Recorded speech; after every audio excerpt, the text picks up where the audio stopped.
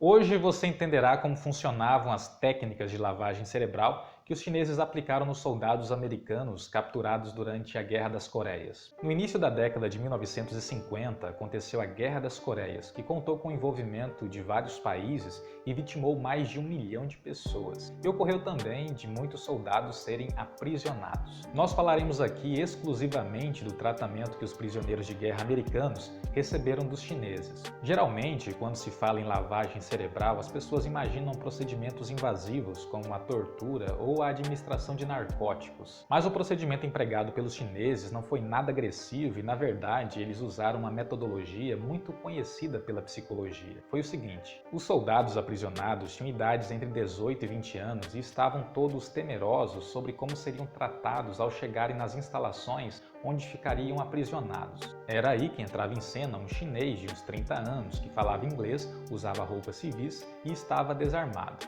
Ele era um anfitrião e, nesse primeiro contato, fez um discurso para tranquilizar os hóspedes. Nesse discurso, os prisioneiros receberam as boas-vindas e era dito que o povo chinês estava muito feliz por ter conseguido resgatar os soldados americanos daquela guerra sem sentido e sangrenta da qual foram obrigados a participar. E também lhes fora assegurado de que não receberiam tratamentos desumanos, como espancamentos ou trabalhos forçados, e que seriam tratados dignamente se colaborassem e participassem de um sistema educacional. E diante do discurso acolhedor e simpático do chinês, os soldados americanos se sentiram aliviados e aceitaram a proposta.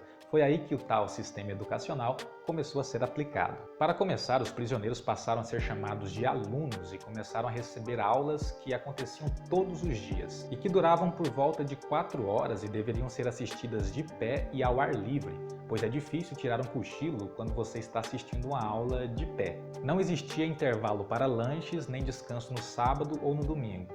E o conteúdo dessas aulas envolvia basicamente fatos ou ficções que enalteciam o governo chinês. Essas aulas eram relativamente simples e repetitivas, e no final os prisioneiros se separavam em grupos, nos quais deveriam repetir com as próprias palavras o conteúdo. Se alguém se negasse a participar, os seus colegas de grupo só teriam a próxima refeição depois de convencê-lo da importância da participação.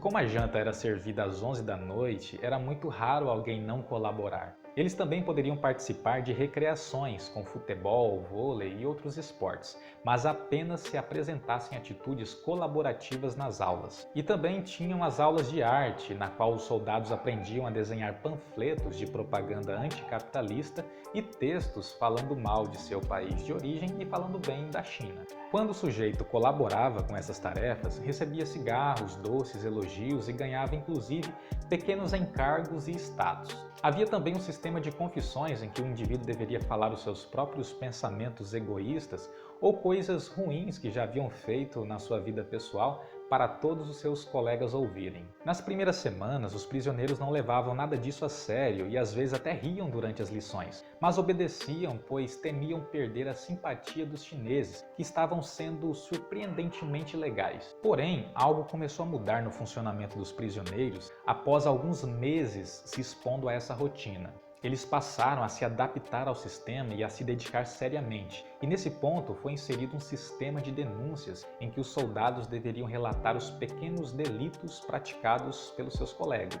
Os delitos eram bem simples, como não lavar um copo, furtar doces ou qualquer outra atitude não desejada pelos chineses, e quem denunciava era premiado. Já o praticante do delito apenas recebia um sermão que exigia colaboração para que o seu grupo não fosse penalizado. O propósito dessa tática era reduzir a coesão entre os prisioneiros para diminuir as chances de uma ação conjunta contra o sistema e, ao mesmo tempo, reduzir a noção de valor pessoal. O sujeito deveria agir como se o sistema fosse mais importante do que qualquer coisa, mais importante do que a sua própria pessoa, inclusive. Como resultado, os prisioneiros pararam de conversar entre si e cada um passou a se dedicar apenas ao sistema. Depois de um ano, ninguém mais tratava aquilo como brincadeira. O sistema passou a ser a vida deles. Todos ouviam atentamente as aulas escolas, se dedicavam aos textos, aos desenhos, evitavam interagir com os colegas e levavam muito a sério a forte propaganda do governo chinês. Quando finalmente esses jovens foram devolvidos ao país de origem, se mostraram muito silenciosos, não conversavam entre si e possuíam uma forte tendência ao isolamento. Geralmente as pessoas ficam felizes quando retornam vivos de uma guerra, mas no caso desses soldados, a coisa foi completamente diferente, ao ponto de os familiares não reconhecerem as suas atitudes. Foi uma transformação tão estranha que um estudo foi feito para descobrir o que tinha acontecido,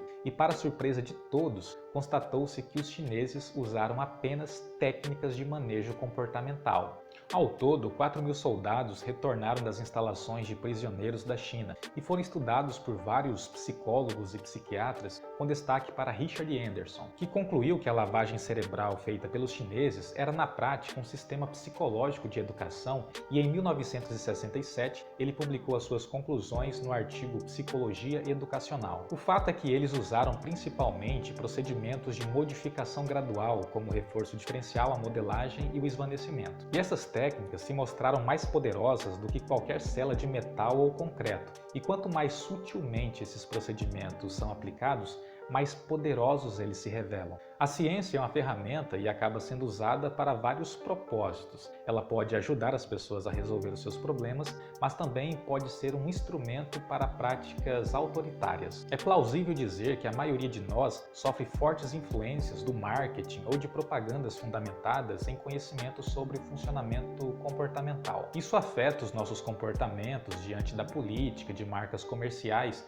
e até de algumas liturgias religiosas, e nem nos damos conta de que as nossas concepções de mundo nem sempre são realmente nossas. E quanto mais a tecnologia da informação avança, mais dependentes e manipuláveis as populações se tornam. E isso nos remete a uma afirmação de Carl Sagan em seu artigo Por que Precisamos Entender a Ciência?, publicado em 1990. Abre aspas. Vivemos em uma sociedade extremamente dependente da ciência e da tecnologia, na qual pouquíssimos sabem alguma coisa sobre ciência e tecnologia, fecha aspas. E isso implica, dentre várias coisas, que uma sociedade que desconhece as ciências comportamentais está mais vulnerável a sofrer algumas manipulações. A explicação que fiz aqui foi bastante simplificada e resumida, e por isso fique à vontade para perguntar caso algo não tenha ficado suficientemente explanado. Eu sou o psicólogo Thiago Rocha e essa foi mais uma edição do Ciência do Comportamento.